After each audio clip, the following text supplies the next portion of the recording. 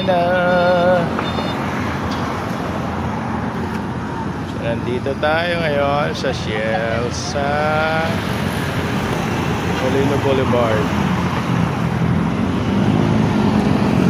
So sa mga hindi pa nagpapagas dyan, magpagas na. Ako, taas ang gasolina ngayon. Check natin yung rate nila ngayon. Ayan.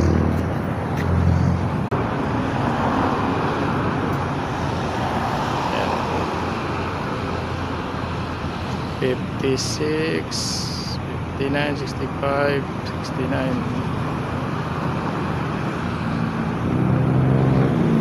Magpagas na kayo. Magtataas daw ngayon.